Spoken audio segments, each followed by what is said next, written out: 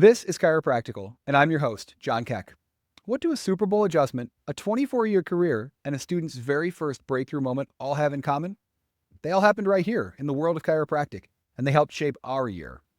Before we turn that page on 2025, we're looking back at the conversations, lessons, and the stories that reminded us why this profession matters. This isn't just a recap, it's a highlight reel of the purpose, passion, and power of being a chiropractor. Let's jump in.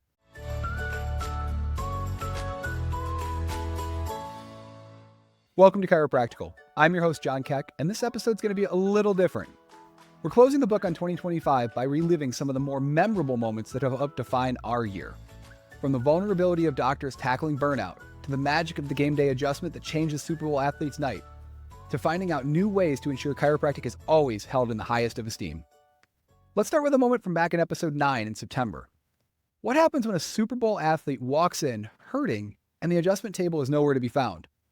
Let's let Dr. Alan Sokoloff, the Baltimore Ravens team chiropractor, or Dr. Sok as he prefers to be called, share one of the most powerful stories of his incredible career. A game day adjustment he delivered on nothing but a banquet table that changed the entire course of the Super Bowl. What followed was a room full of stunned trainers and an athlete who could carry that moment of relief all the way through the biggest game of his life. And hours after that final whistle, made a point to go find Dr. Sok to share 2 words every chiropractor loves to hear. All right, so I'll share this. So, one of our more popular football athletes, this was before the Super Bowl 2012. I had gone down with the team, and I had gotten to work with all the athletes. You know, they practice. We set up these huge training rooms in the hotel, and we would treat every day. And it was Sunday of the Super Bowl, and we were in New Orleans. And Sunday morning, they came and they brought the adjusting table and most of the other stuff to the stadium for the game that night. And one athlete in particular, who was a big time athlete, came in to get adjusted before, and we didn't have the adjusting table, so I said, "Here, lay down." We had like almost banquet tables. So I went ahead and adjusted him, and he had done whatever else that he usually does, and got up, and he's like, "All right, thanks," and walked away. And I was like, whoa, wait a minute. What's this? Why are you I always watch patients when they walk into a room, and I want to see them when they walk out of the room, right? Because we're still, I want to see what's going on. So he said, "Well, I still feel this back here a little bit." I'm like, "All right, well, let's figure out a different way to do it." So I took a sheet, I laid it on the ground, and I said, "Here, just lay on the ground here for a second." And all of a sudden, you remember the old when E.F. Hutton talks, everybody listens. Now all the eyes in the training room are on me and this particular athlete. And I knew it was a small anterior thoracic, and I laid him down, and all of a sudden it went boom. And it was like one of those TikTok audibles. And he was like, "Oh my gosh." And I'm like, this is going on the inside, but he's like, "The pain is gone." Like that it's gone. I'm like, "Yeah, of course it is. Just have a good day. I'll check you at the stadium before." And everybody was like, the audible really just gasp in the room. Yep. Right. So now I'll fast forward. We play the game. That's the Super Bowl where the lights went out. They came back over, and I tripped over the extension cord. So hours later, we're at the post-game party, and it's at 2, 3 in the morning, whatever. And I saw that athlete, and he saw me, and we like walked towards each other. Actually, he stood there. I walked to him because he was holding court. And it felt like one of those Brooke Shields slow motion beach hair fly. And we hugged, and just to say hey, and he said, "Thank you."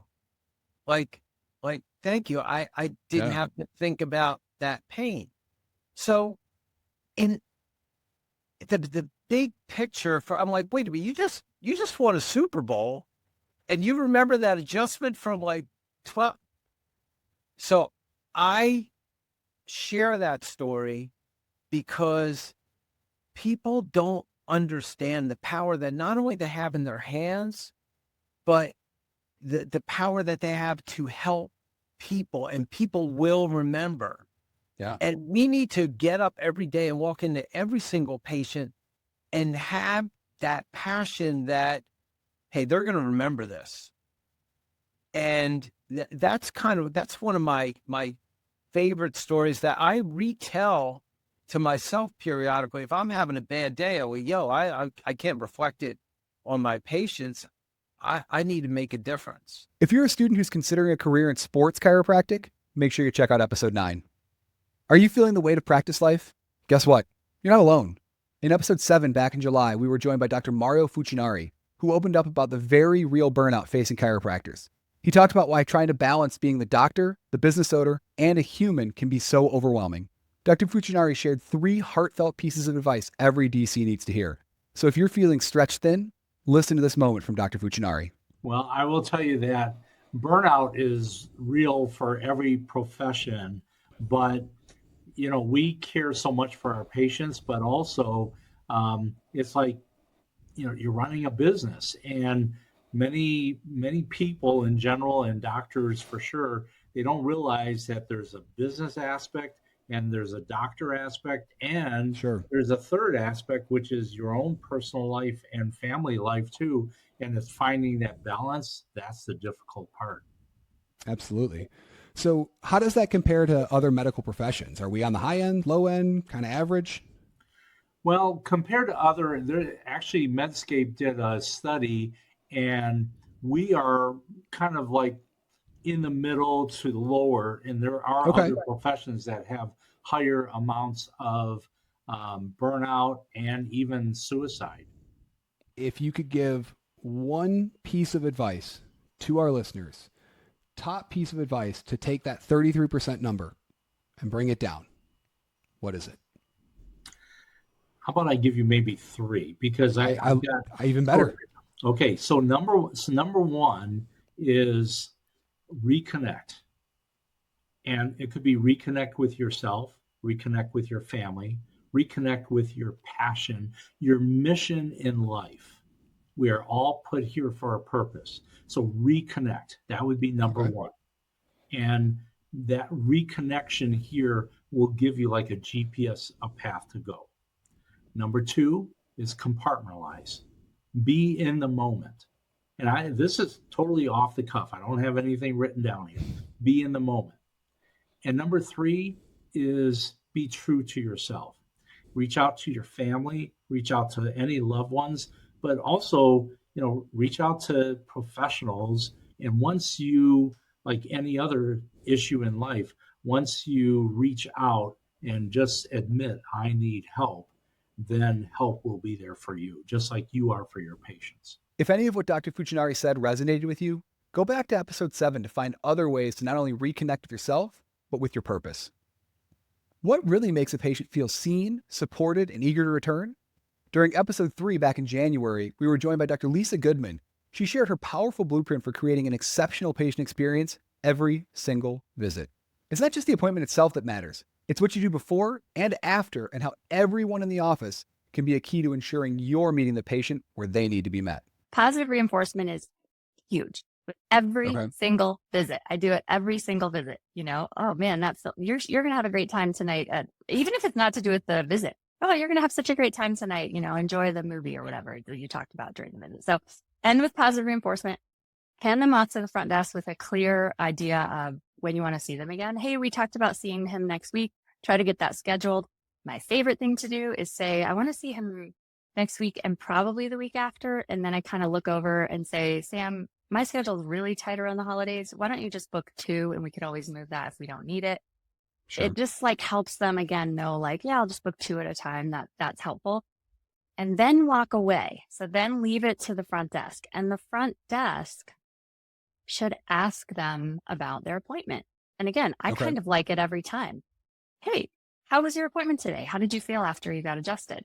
So it shows that the front desk is invested and cares. And it goes back to inviting, like you said, that uncomfortable conversation. Because if you can catch a patient who says, it was okay, I don't really know if this is going to work for me. Because then suddenly the patient will feel like the front desk is their best friend, and they'll tell them things differently than they'll tell you.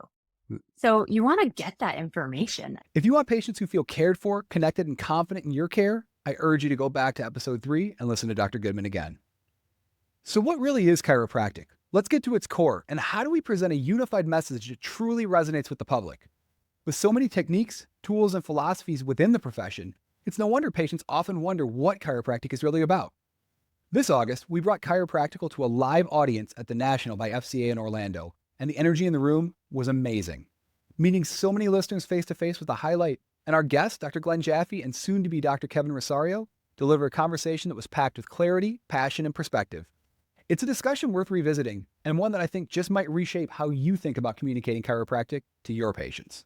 Do you think that it muddies the waters with having all of these things? Because like you said, when someone goes for chiropractic, they're like, well, I don't really know what it is, because it could be this down the road, it could be this up the block.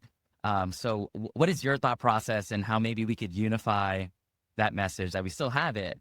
That is a wonderful question. And if we've spent 130 years trying to figure that out, my opinion on that is that the principle of the body being able to heal is really what chiropractic is, vitalism, right? And because of the adjustment and what the adjustment does to the body, that principle manifests in reality. And the adjustment is the biggest tool we have in the toolbox, and the most important tool we have in the toolbox. But if we can get the public to understand why we're adjusting them, and then we put that out there to them, and then they understand that that's what chiropractic is. And then when they come into my office, your office, whoever's office, and you teach them what your story of chiropractic is to that patient, and then that clicks with them, and that's where the magic happens. It's like politics, right? We say all politics is local, right? Well, all chiropractic is local, right? The population that's in your office, in your practice, has learned what chiropractic is from you, and that's their version of chiropractic. And so if we can figure out a great way to show the public what chiropractic can do for them in their life, and then they find their way to your office, my office, and then they learn what that is, I think that's the magic that can help. Yeah. And to that question, I think a lot of this stuff can muddy your thinking potentially, right? And you have to figure out what does resonate with you. You found that MSK realm, and that's an avenue that you can really impact people's lives in. Are you going to impact everybody that walks in your office? Maybe not, but then that's where we have our colleagues and our relationships and our networks that we've built to try to round that out for those people that we may not be able to help in the way they're looking for. So kind of to that, building out those networks, successful ways that you found building those referral networks, but also just building that network inside your community to try to drive the business forward, drive the patient base forward. Yeah. You want to look for areas or people that are complementary to what we do.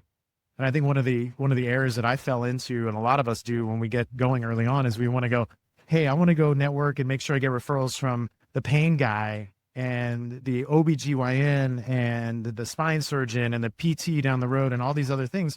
And I think we forget that they have a different solution to the same problem that the patients are looking for. So in the public side, there's not a lot of differentiation from that perspective.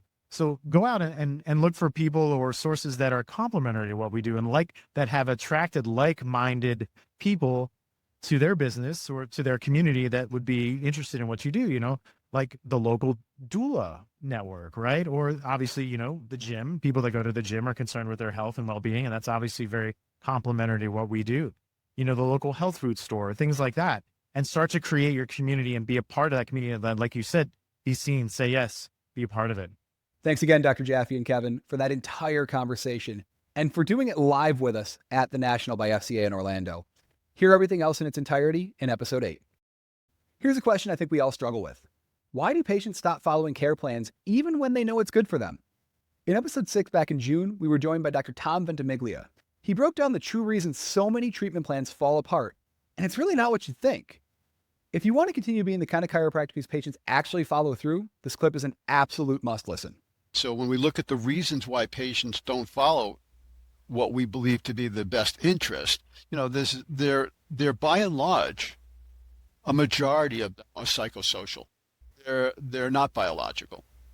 In fact, when the patient's in the acute state, they'll do whatever you want them to do. Whatever. Yes, just help me, doc.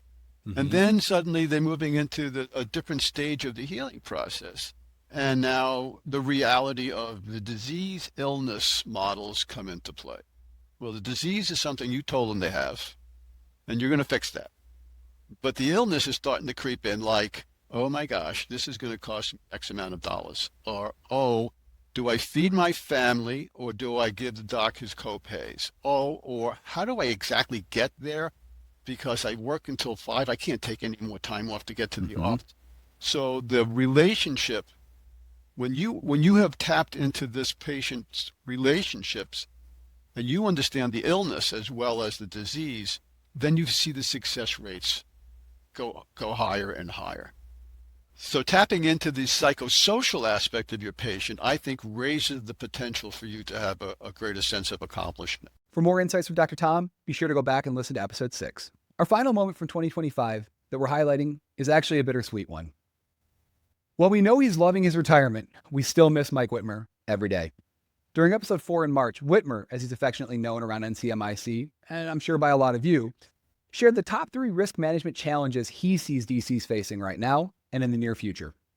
Be sure to go and listen to that episode for great advice from Mike, but it was also an opportunity for us to thank Whitmer for all his years of service, knowledge, and influence over his 24-year career that began actually by accident. I kind of fell into this position and this profession 24 years ago. I was in a situation where I needed a job.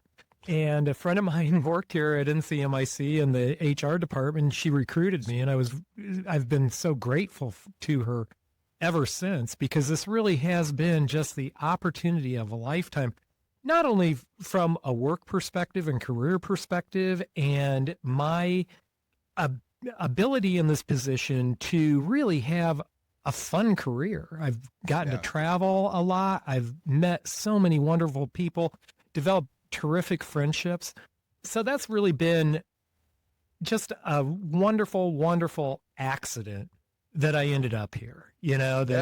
I needed a job, and my friend worked in HR here who I'd worked with previously, and she recruited me, and here we are 24 years later. I can't believe I'm stepping into retirement, but it's just been a wonderful, wonderful ride. And, back to your question about, what's interesting about it is, what's not interesting about the chiropractic profession? It's fascinating, not only where we are today and where we're going, but it's fascinating where we've been. And I kind of had, when I fell into this job, I kind of glommed onto the history of chiropractic immediately because, first of all, I grew up just north of Davenport, Iowa, which is the Fountainhead, Palmer. And so I was aware of Palmer all my life. I didn't know really what it was or why it was in Davenport, Iowa. Now I know. And I've been fascinated with the history of chiropractic because I am kind of a history buff, but chiropractic history is Iowa history, and I'm an Iowan, and I find that history fascinating, interesting, and we always learn from history. So I think that there's always good lessons to glean from it. And the chiropractic profession just has such a wonderful, rich, interesting history. I've always wondered, why a suspense movie hasn't been made about this, because there really are just some fascinating, interesting stories, wonderful characters, and just really the story of how such an important, wonderful profession began from one person, in Davenport, Iowa, with this idea, and took it to this profession that is now wonderfully serving the world. Just fascinates me. 24 years. It's been, I'm sure, a crazy time, a wild ride, so to say, but what are you really going to take away from your time here with us at NCMIC? Oh my gosh, so many things. And I think that probably the main thing are the relationships that I've built, the friendships I've built. I've just had such a marvelous opportunity to be out there, to be in front of the profession, to be in front of students, and learn about the chiropractic profession, learn about the amazing difference chiropractic can make in people's lives. Yeah, I think that that's probably, when we're looking at the big picture, that's probably the main takeaway for me over 24 years is what a wonderful profession, what a powerful profession. Absolutely. Chiropractic is. It's become a part of my life. It will be a part of my life for the rest of my life, even if that's just I'm a patient. It's become a part of my life, and it's an important part. Thanks again, Mike Whitmer, and keep enjoying that retirement. As we wrap up this 2025 year in review, one thing really stands out. Chiropractic isn't just a profession, it's a community. This year, we heard stories that remind us of the impact of a single adjustment, the power of mentorship, the importance of connection, and the resilience of doctors and students who just keep moving things forward. We're looking forward to an even better 2026 with more episodes designed with you in mind. We'll hear from familiar voices from the profession, new DCs ready to make their mark, and how to deal with challenges and changes facing chiropractic. If this is your first listen to Chiropractical, be sure to click the subscribe button. And you can always watch video versions of the show on the NCMIC YouTube page. Connect with us at AskNCMIC.com or reach out to me directly at jkec@ncmic.com. Thanks for listening to Chiropractical. Have a wonderful holiday season, and we'll see you in 2026.